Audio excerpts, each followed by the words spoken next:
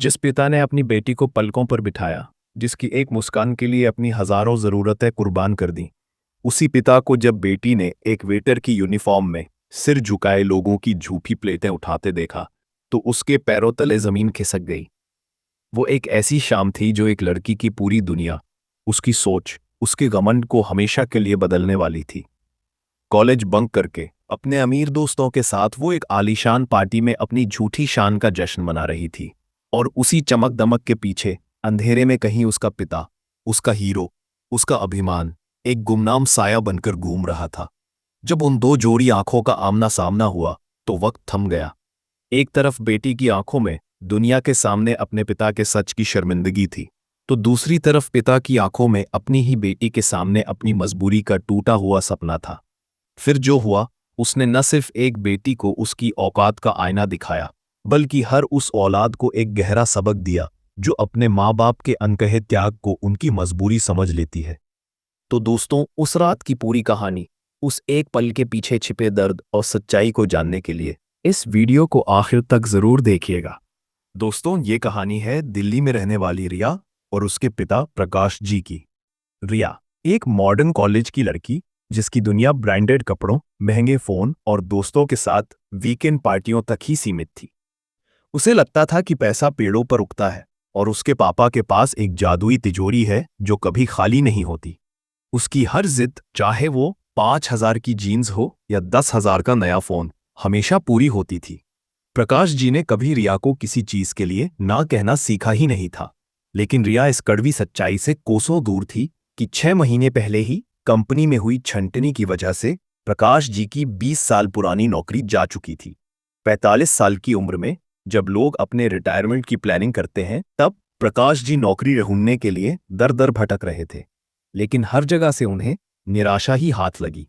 पर वो हार नहीं मान सकते थे, क्योंकि घर में एक जवान बेटी थी जिसके सपने उनकी हिम्मत से जुड़े थे। अपनी बेटी के सपनों और उसकी पढ़ाई में कोई कमी ना आए, इसलिए प्रकाश जी ने अपना स्वाभिमान एक कोने में रख दिया। उन्होंने किसी को कुछ नहीं बताया। वो सुबह घर घर जाकर इंश्योरेंस पॉलिसी बेचने की कोशिश करते, जहां उन्हें दिन भर में 10 दरवाजों से ना सुनना पड़ता, और शाम ढलते ही वो शहर के अलग अलग होटलों और क्लबों में पार्ट टाइम वेटर का काम करते थे। दिन भर की भाग दौड़ के बाद जब रात को उनका शरीर टूटता, तो वो अपनी थकी हुई आंखों से रिया की सोती हुई तस्वीर देखते और उनकी सारी थकान दूर हो जाती। जब भी रिया पूछती, पापा आप इतने थके हुए क्यों लग रहे हो, ऑफिस में काम ज्यादा है क्या, तो प्रकाश जी एक झूठी चौड़ी मुस्कान के साथ कहते, अरे नहीं बेटा, बस थोड़ा प्रमोशन का प्रेशर है, तू चिंता मत कर, तू बस अपनी पढ़ाई पर ध्यान दे। वो अपनी फटी हुई बनियान, पैरों के छाले और अपने अंदर के तूफान को अपनी बेटी की नजरों से हमेशा छुपा लेते थे। एक दिन रिया के दोस्तों ने शहर के सबसे महंगे और आलीशान क्लब द पैराडाइज में एक बड़ी पार्टी का प्लान बनाया। रिया की सबसे अच्छी दोस्त शनाया ने कहा, रिया तुझे तो आना ही पड़ेगा, it's the biggest party of the year. Riya भी जाने के लिए मचल उठी, लेकिन उसे पता था कि इस पार्टी की एंट्री फीस और खर्चे बहुत ज्यादा होंगे। उसने घर आकर अपने पापा से एक और झूठ बोला। उसने बहुत मासूम सा चेहरा बनाकर कहा, पापा कल कॉलेज में एक बहुत जरूरी वर्कशॉप है, फॉरेन से प्रोफेसर आ रहे हैं, उसके लिए 2,000 रुपए जमा करने हैं। उस दिन प्रकाश जी की जेब में मात्र 100 रुपए थे। वेटर के काम से मिले पिछले हफ्ते के पैसे, घर के राशन, बिजली के बिल और रिया की कॉलेज की फीस में खत्म हो चुके थे। उन्होंने रिया से कहा, बेटा कल ले लेना, लेकिन रिया जिद पर अड़ गई, नहीं पापा, कल सुबह ही जमा करने हैं, प्लीज पापा, मेरे सारे दोस्त जा रहे हैं। अपनी बेटी का उतरा हुआ चेहरा प्रकाश जी से देखा नहीं गया। उस रात वो सो नहीं पाए। उन्होंने अपनी अलमारी खोली और एक छोटी सी डिब्बी निकाली। उसमें उनकी पत्नी की दी हुई शादी की अंगूठी रखी थी, उनकी पत्नी की आखिरी निशानी। उसे हाथ में लेते ही उनकी आंखें भर आई, लेकिन बेटी की झूठी खुशी के आगे उन्हें अपना दर्द बहुत छोटा लगा। अगली सुबह उन्होंने वो अंगूठी पास के एक सुनार को बेच दी और 2,000 रुपए लाकर चुपचाप रिया के हाथ में रख दिए। रिया खुशी से उछल पड़ी, अपने पापा को गले लगाकर बोली, थैंक यू सो मच पापा, यू आर द बेस्ट, और बिना कुछ सोचे समझे पैसे लेकर कॉलेज के लिए निकल गई। उसे जरा भी अंदाजा नहीं था कि उन नोटों के पीछे उसके पिता ने अपनी पत्नी की यादों और अपने स्वाभिमान का सौदा कर लिया था। शाम को द पैराडाइज क्लब तेज संगीत, लेजर लाइट्स और महंगी शराब की खुशबू से नहा रहा था। रिया अपने दोस्तों के साथ हंस रही थी, सेल्फी ले रही थी और अपनी झूठी शान की दुनिया में पूरी तरह खोई हुई थी। वो अपने दोस्तों को बता रही थी कि उसके पापा कितनी बड़ी कंपनी में मैनेजर हैं। तभी एक वेटर उनकी टेबल पर ड्रिंक्स और स्नैक्स लेकर आया। वेटर ने सफ़ेद शर्ट और काली पैंट की यूनिफॉर्म पहनी थी और सिर पर एक टोपी थी। रिया के एक अमीर दोस्त करण ने मजाक उड़ाते हुए कहा, अरे अंकल जल्दी करो, कब से इंतजार कर रहे हैं, ठीक से काम करना नहीं आता क्या? रिया ने जैसे ही नजर उठाकर उस वेटर को देखा, उसके हाथ पैर कांप गए। उसके कानों में बज रहा तेज संगीत अचानक बंद हो गया, उसके मुंह से आवाज निकलनी बंद हो गई। वेटर की यूनिफॉर्म में सिर झुकाए पसीने से भीगा हुआ वो शख्स कोई और नहीं, उसके पापा प्रकाश जी थे। प्रकाश जी ने भी जैसे ही अपनी बेटी को उस महफिल में देखा, उनके हाथ से ट्रे छूटते छूटते बची, उनकी आंखें फटी की फटी रह गईं।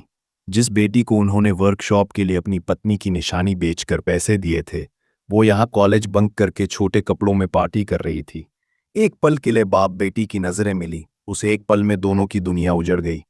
रिया के दोस्तों ने पूछा, रिया क्या हुआ, तुम ऐसे क्यों देख रही हो, तुम इस वेटर को जानती हो क्या? अपने अमीर दोस्तों के सामने अपने पिता को वेटर के रूप में देखकर रिया शर्म से पानी पानी हो गई।